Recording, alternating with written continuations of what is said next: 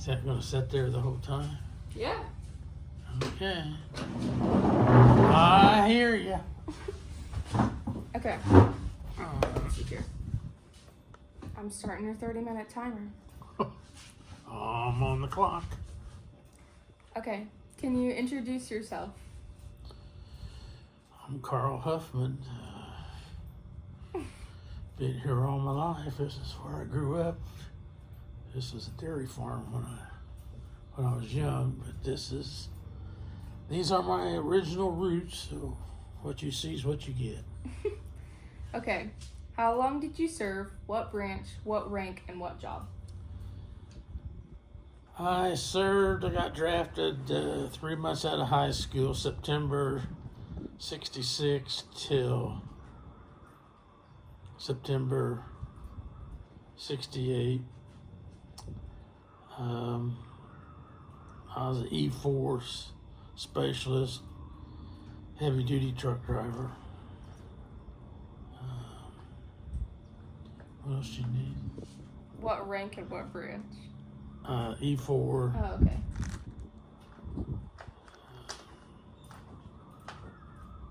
That's it?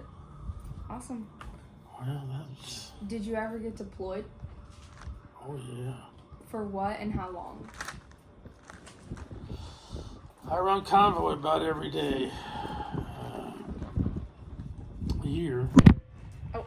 I thought that wind might ruin it. And You're good. I was over there 2 weeks for my first convoy. The first thing we did, we went out and picked up the 173rd Airborne Company, but it wasn't a convoy, but pretty risky. But after that, convoy about every day. I'd run convoy 5 to 6 days a week. So it was always something to be aware of. You never knew,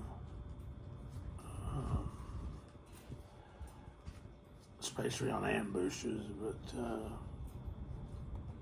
you just was on your guard 25 hours a day, I guess. All right. What is most memorable about the time you served? And you can expand on this as much as you want. No restrictions. The last day I got out of there. That was the most memorable. It was so hot. When I got off the airplane, it was, I just tell everybody, it was just compare it to opening the oven door. When I stepped off that airplane, the heat was unbearable. Humidity was just as high as the heat, but everything was so dusty. It rained. It's dry for 6 months, and then it rains for 6 months. At that time, it was dry, and the green paint of all their vehicles was brown. Everything was brown. And then, say 6 months, it rained, and it wasn't mud; it was soup. When I got out there, the dust was ankle high, just like snow back here. And then when we got to monsoons, all that dust just turned to soup, watery dust. I mean, it was mud in a lot of places, but a lot of places was just soupy dust. Yeah. Did your military experience change your views about the world or yourself? Well, at that time, I didn't think too much about anything else that was going on but myself. Your top priority was you. Like I say, you didn't know from one day to the next, 1 hour to the next, what was going to happen, because most of it,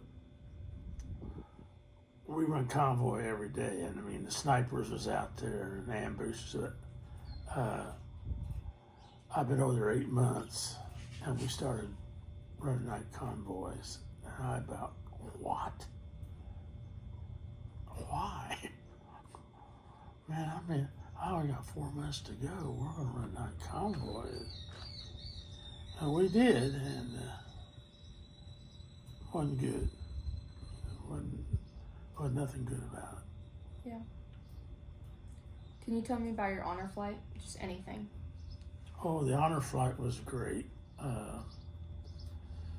It was a very long day, but I'd do it again in a heartbeat. It was consisted of the day before Friday night. They got everybody there and their guardians for a meal and kind of meet each other. And then the next day we left really early and we got in Washington about 8:20, I believe it was.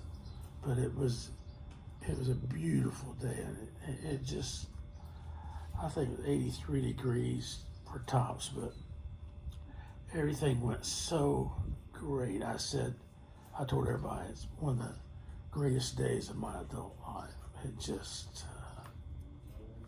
you can't talk about it enough, and how proud you were to go, and what all those volunteers, hundreds of volunteers, put that together. And they just treated every veteran like we was the king, like there was nobody else but us. And, excuse me, it just, I say, I've thought about it a lot of times since I got home. It's just so wonderful that how smooth and automatic everything went. Everything was to the minute. And I say the weather was great, the flight was great, the crew was great, and it says they just treated us like we were kings. And they didn't want us to pick up a pencil. We had guardians, and Pastor Roger was my guardian, but he had to push me around in a wheelchair all day. Wasn't my first choice, but I got out of it once and walked about 10 minutes, and that was enough. That was enough. But it was a great day. All right. Do you still talk to anyone that you served with? No. When I got back, it was one of these hurry up. We processed in Oakland, California, and 6 guys, myself and 5 other people, went to the airport. But when we pulled up to the airport, there was a airline employee there and says, "Where are you going?" And I said, "I'm going to LA." He says, "We got one on the gate, leaves in 10 minutes. All I gotta say was goodbye. I didn't get an address, a phone number, or anything from the other guys that was with me. I can't even tell you any of their names. And I was so disappointed over that. I say, because I worked for the airline, I could have went and seen them any time, but I couldn't even remember their names, barely remember their faces. It was just so quick. And there was ahead of me going down the concourse in San Francisco, long concourses. And I got that duffel bag over my shoulder, and I didn't think I was going to make it. And they seen I was having some duffel called in. So 2 of them come running down the concourse and grabbed my duffel bag from me, and I had my little satchel in my other hand. And I got up to the gate, and 30 seconds, I was on the jetway, getting on the airplane. They shut the door behind me, and we left. So I went to LA. I think I got in LA about 11 o'clock, maybe a little after. So back then, with all the demonstrators protesting the war and anything else they could, I didn't have to deal with that. It was too late at night. So that was a good thing. And I've always told everybody, if one of them ever would have spit on me, would have probably had a World War III right there on the spot. I don't know. I just can't imagine somebody spitting on me. Yeah. I mean, everybody's got opinions, but to take it that far, maybe the MPs would have come and got me. I don't know. But, you don't have to. Nobody should have put up with that. So I was lucky. Then when I left LA to come back here, it was in the middle of the afternoon, and I had to wear my uniform, of course. But the only time I wore my uniform when I got back was from San Francisco to LA and from LA to Indianapolis 2 times. Mm-hmm. And I never had it on after that.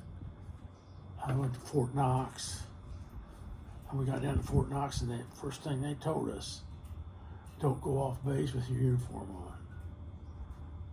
Probably get beat up. Okay. They were just, say the war was at its peak, 67, 68. I got back here in March of 68. And what I had to watch on the news and all,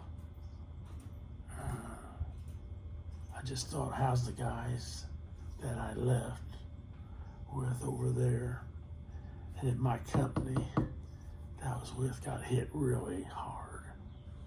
Lost a lot of drivers. But it was 7 months after I got back here. And I was thinking, how many of them did I know? I don't get into it too hard on any of this stuff, but that was 7 months after I got back here, and they took an awful ambush. But I thank God every night. I said, thank you for returning me home safe from Vietnam. First thing I say. It could have been a 180 just in a heartbeat. So it's part of life there. Yeah. It's an experience, but I could have done without that one. But people say, would you do it again? I said, yeah, I'd do it again, because I don't believe in a lot of guys who's burning their draft cards and going to Canada or anywhere they could get out of having to go over there. And I can understand that, but the old saying, freedom isn't free. You got to give and take. And that's what you had to give. So, but I sure took I was 2 days late getting out of there, because I had 28 days to go when 10 Offensive started. You wouldn't have been safe in your bed that night. And 28 days, and I'm going, oh no. And the guy's just going, oh man, you got 28 days. I said, I don't know if we got 28 minutes. Stuff was coming, flying here and there and everywhere. So, it all worked out, but I wouldn't stand up and pick it and give my opinion on everything. I say, because freedom isn't free, and there's a lot of soldiers over there that had it worse than I did. They didn't come back. So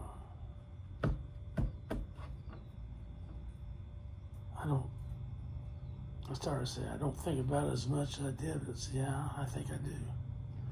Have trouble sleeping at night. That's my biggest problem right now. The military they call PTSD. And I gotta go see a doctor in a couple weeks on it. Maybe they'll commit me or something. I don't know. But just too many things that was related back then, and too many what ifs. Well, what if I'd have been over there instead of over here? Well, if I'd have been a minute or so back, I wouldn't have been up there. Maybe I'd have been out of it. Well, what if he wasn't so bad? Most of the time, when they were shooting at us, it was they'd spray the air because we was always moving. And I'm not saying it was hard to hit, but if I got a machine gun and RPGs, we wasn't hard to hit. So, like I say, it all goes back to what if? What if I'd have been 3 or 4 trucks up? We tried to keep intervals of about 20, 25 yards between trucks in case one got hit, the other one wouldn't get in it. But the first day I was at my company, they brought in a truck. You couldn't even tell it was a truck. He hit a mine and lost both drivers. But the first thing they said to me, as long as that truck drive, you drive it. I don't care if all the tires are flat on it. As long as that truck will drive, you drive it. Get out of there. And I came in one morning, 4 flat tire, but I was driving it. And, did you ever get hurt? No. I got hurt, but not wounded. Was that you? No. Must have been your phone. I don't think so. I'll check. Huh. No. Oh, gosh. Yeah, I've got like 14, 15 minutes left of the interview. Is that right? Yeah. You talk too much. So, do you have flashbacks and things like that, or just hypothetical? Well, that's the PTSD part. Yeah. But it's always once in a while I'll think about it during the day, but at night's the toughest because 90% of what I see was at nighttime. Here, like today, you try to tell people it gets so dark you can't see. Stick your hand at it, you can't see your hand. And we lost a lot of troops. The VC, when it was that dark, they'd come up behind you. You even couldn't see them. Cut their throat or something. But I sit out here at night and I look across these fields, especially over there, across the field, the woods. And I just get locked in. I mean, I could do it right here, right now. The woods, creates of a mile away or half a mile. But at night, everything is so quiet. And then all hell breaks loose. I can see them beady-eyed things coming out of that jungle. Just like over here at Walnut Grove. I see them coming across the field. Well, I might, after I got a night combat, I had a machine gun.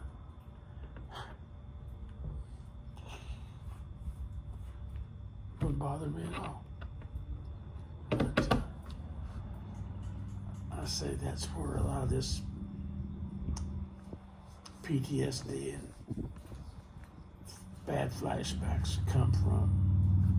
Because I can see them coming across, and anybody, what war is.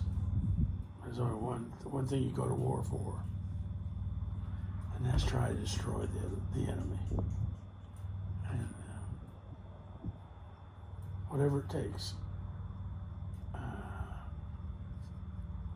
Good, bad, or in between, whatever it takes.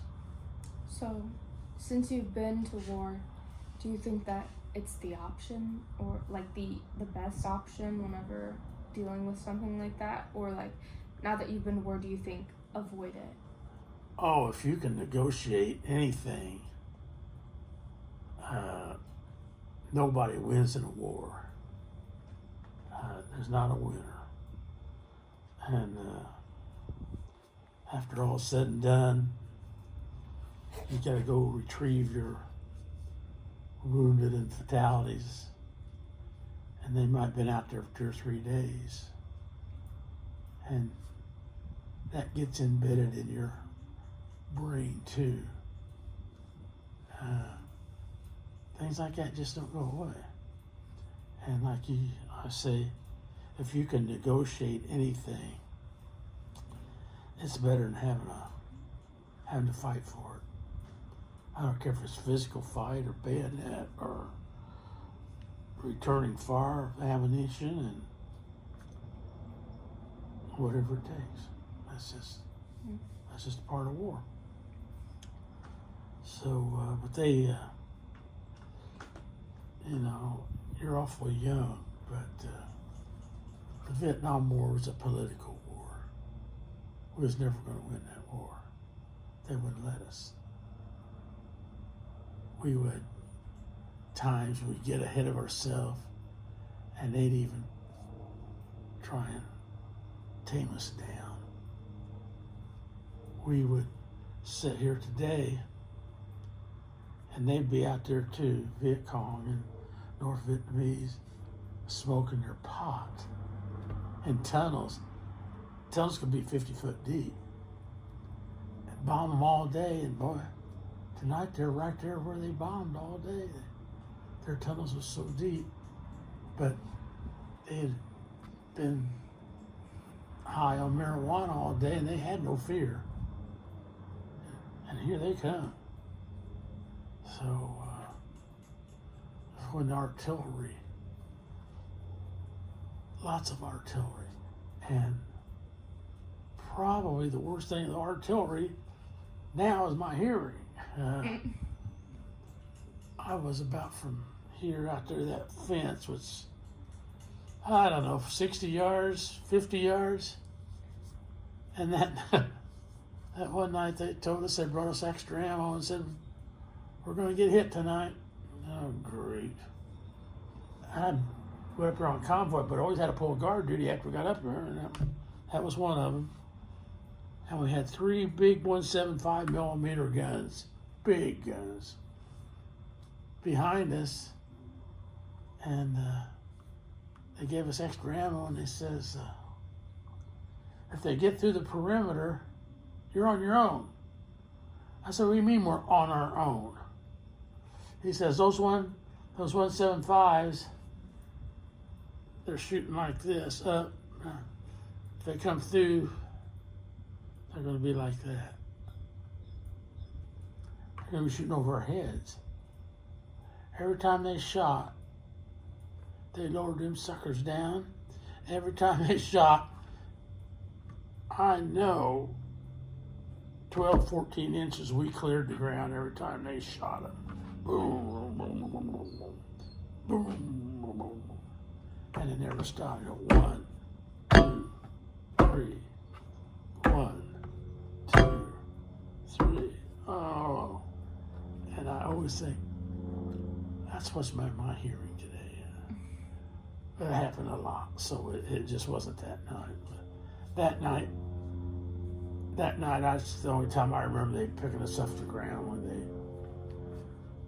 they was firing their shells, because they weren't very far away.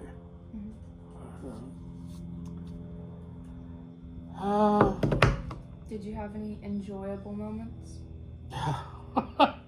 Not enough that I remember. I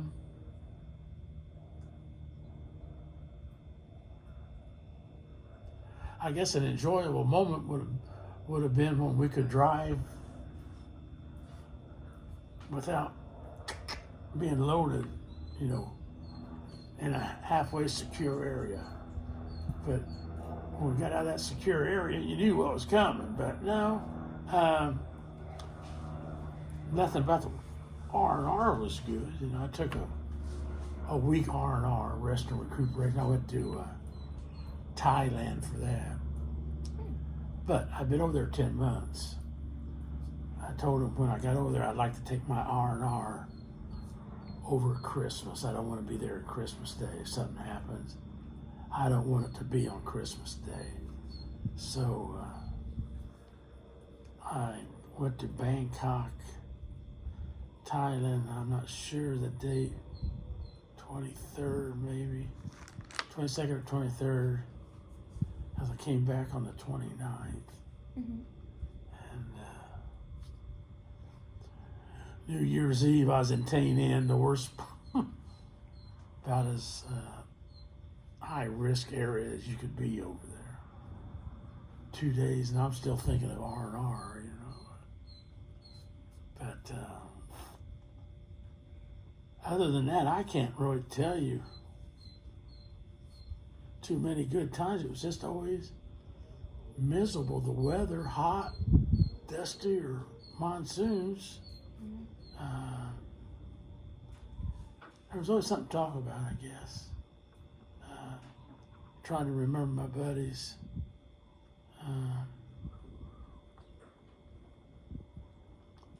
We were pretty close knit bunch. And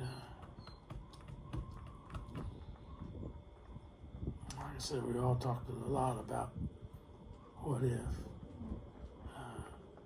somebody's in the wrong place at the wrong time. You hear that a lot today. You had to believe it over there. Yeah. Another thing, you know, I say, if it's your time, it's your time. So, I guess it wasn't my time. Did you believe in God when you were? Oh, yes. When we would go on convoys, and we get to where we were going, Sunday morning, they usually had a pastor have services on Sunday morning. Mm-hmm. If you could get there, you had the opportunity to go to church. It wasn't any different standing out there in the field. Cross your fingers and cross your fingers and praise Jesus, right? I mean, I remember we had communion over there one day, but it was in a little shack that they had constructed. Mm-hmm. No, things were primitive. When I got over there, it was all tin. And then some of the pictures, you'll see some of the barracks didn't have sandbags around them yet. They were too new to get sandbags. And when we were back, we was all responsible for 50 sandbags a day. Okay. So we took care of that. The kids, the little kid, I say little kids, 8 and 10 years old, they could do anything. And I would get, we would get fill 50 sandbags for me and 50 sandbags for him and 50 sandbags. There's $1.50, 50 cents, a penny a sandbag. See, that was a fortune to those kids. So, they would fill them sandbags quicker than you could count them. And I didn't feel, when I first got there, I had to work pouring concrete and filling sandbags and all that. But once I got to my permanent company, and then the other guys that had been there, they said, "No, we don't do that. Get one of those kids over there and give a penny a sandbag." I said, "That will work." So that's what we did. And though we had sandbags to fill every day, I didn't fill very many. So we read a book about how some veterans had lucky charms or like something they kept with them. Did you have anything that you kept with you? Well, we all would make what they call a short time stick. Mm. What you call short time was probably less than 200 days to go. That's still a long time. I got it now. I had a 50 caliber round. Stood about that tall. I said I had a 50 caliber bullet on one end and a casing on the other, projectile in between it. I'd shine that sucker every minute I had to spare. Kept that thing shiny as I could. Wrap it up. I don't think I was ever, what's the word? Not suspicious. Superstitious. Yes, superstitious. But you always think that's your good luck charm. And most everybody had something like that. I mean, it could have been a cross around your neck, but infantry, they wouldn't let them wear those. Like today, sun could show a reflection off of your jewelry.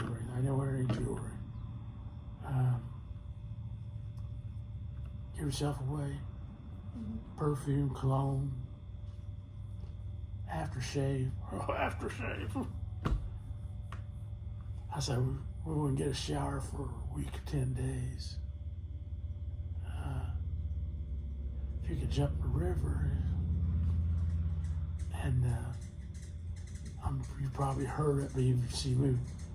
The number one thing over there was keep your feet dry. Yeah. I'd take my socks off, and I had a triple E width when I went over there. And when I got back here, they measured my foot in California, and it was a D width. From triple E to D, I went from a 13 to a 12. When I pulled my socks off, just pulling the skin off, they never got dry. Once the monsoons hit, your feet were always wet. And we didn't have extra socks to carry with us. And infantry,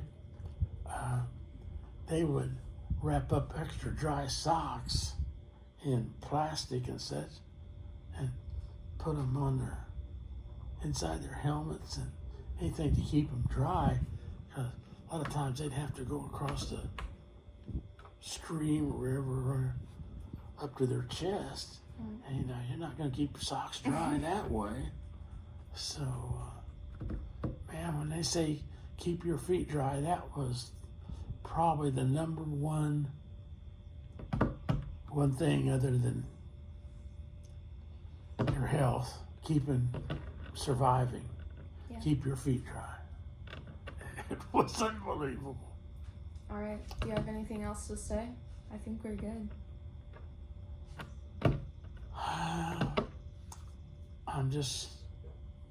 I say it was a war that we should never got involved in.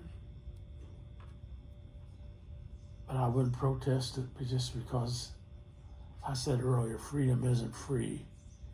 Somebody's got to pay you and I sitting here talking about this. If it wasn't World War II, the Japanese and Germans, if we hadn't won that war, probably wouldn't be here. If we were, we might have been talking Japanese or German now. But you just don't know.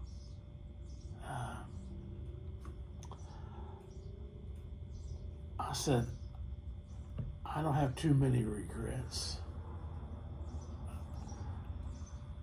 I said, because I've been lucky. I'm still here. Some of the things I've done in my life. A lady asked me one night, she said, haven't you went through about 6 lives? I said, well, I guess. I said, I quit counting at 12. could have bought the farm. Should have bought the farm at least 12 times.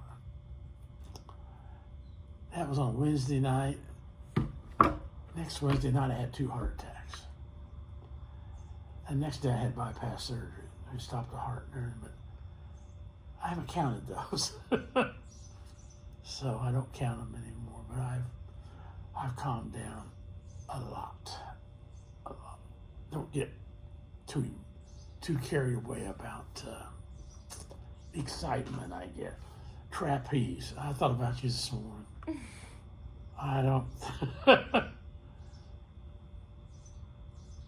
don't think I'm scared of height, but you get up there, nothing underneath you. Now, I probably would say, I'm scared. And that was a thing. You ask any veteran that was over there, and you ask them that question, and if they don't tell you they weren't scared, they're lying.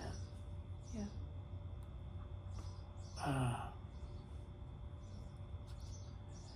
Things happen so fast. That's just all. And I mean, between concussions and the noise, I said I never knew I could get my face so far in the ground. Felt like I was digging a hole in my face. Get low. Mm. It just, one of those experiences, I don't talk about it. I probably talked as much today about it as I usually don't talk about it at all, because if you wasn't over there to another veteran, you can't tell somebody what it was like, because you can't realize how those people live over there. I mean, that's their life every day. Where, we come back here to this. We're not in the jungle. We're not in 110 degree heat every day and 90, 100% humidity and poor. They don't know where the next meal's coming from. Mm-hmm.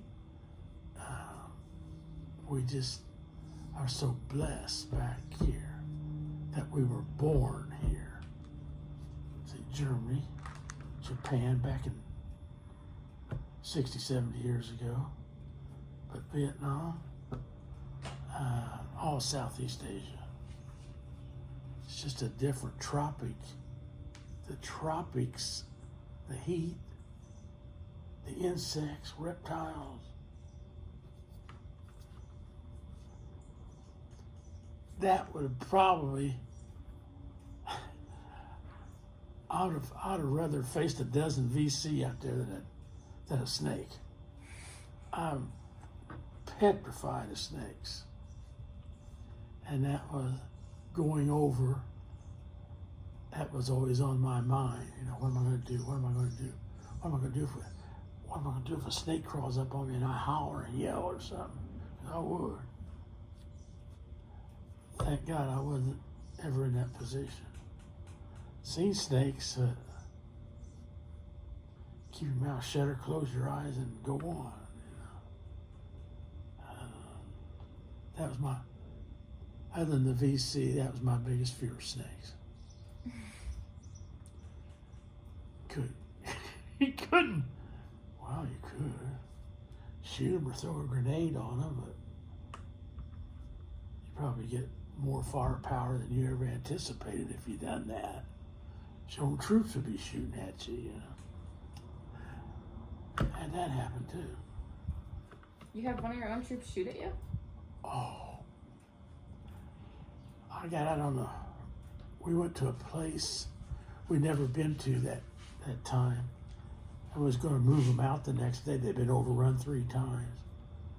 So we was going to move them out that day. That's why we went there for trucks. Well, it was a hot zone. I said, well, I'm not going to sit out here. I'm going down to one of the bunkers out on the perimeter. Mm-hmm. When we pulled in, I was watching it. We pulled in, we come around here in this curve, up here. Here's the perimeter out here. Here's a row of bunkers. here's another row of bunkers. So there's 2 rows of bunkers. You know, they were staggered, so one wouldn't be directly behind the other. And I looked at them. I said, okay. I was saying, when it was dark, I'm telling you, it was so dark you couldn't see that window. And I said, it's about midnight. I said, too much going on out there. They're going to be coming in. So I said, I'm going to go down the bunker. Well, it was so dark. I'm walking and I'm looking for that second row of bunkers. Because then there'd be another row of bunkers. Well, here I go. Bunkers. But it was the first row, not the second row. So I kept walking, thinking there's another row of bunkers up here, but I'd already passed them. Mm-hmm. I got from here to the barn, and I said, oh, crap. I seen the perimeter and all the Constantine wire, claymores everywhere. Oh, gosh, you messed up. Well, I started to turn around and go back. I dropped like a rock. From here to the fireplace, the rounds was hitting the ground from our guys. Machine gun and single, right? It seemed like it went on forever, but it probably wasn't 5 minutes. And man, I said, oh God, I'm gonna die tonight. And so it quit. I still laid there quite a while. I wanted to make sure. I said, man, I'm on the perimeter.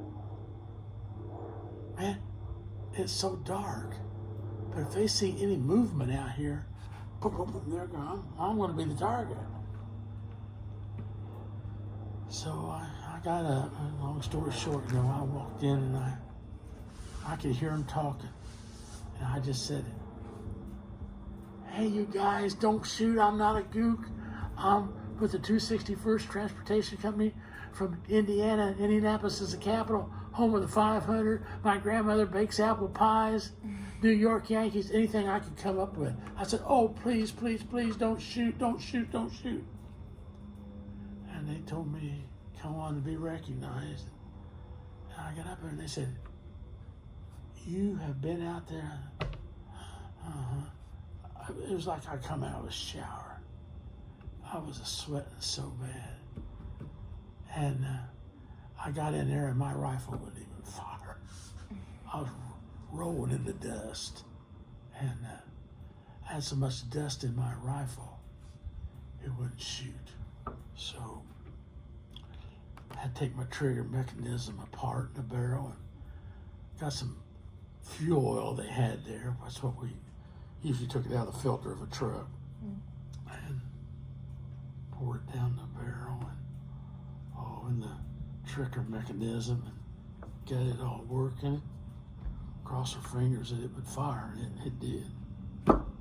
So I would have been SOL if I'd had to use that rifle. Just like sand, I mean, or it's dust. I mean, I'm out there rolling in the dust, and just filthy. So, other than that, I mean, happy times. I can't. The happiest day was when that airplane lifted off the runway and we was on our way out of there. There was several hundred soldiers that got shot getting on the airplane to go home.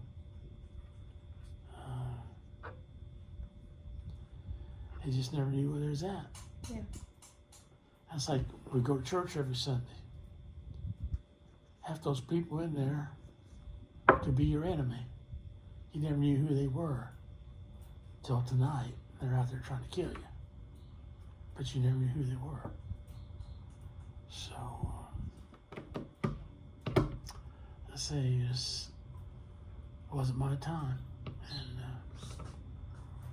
I'm thankful as I can be that I say every night, I say, thank you, Lord, for returning me home safe from Vietnam. First thing I say. So, like I said, a lot of guys over there had it worse than I did. But I seen all I wanted to see.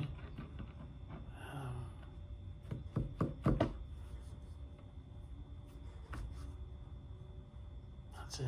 I just don't talk about it. Well, thank you. So, well, I don't know how much this helped you or not. It helped me a lot. I can't hardly tell you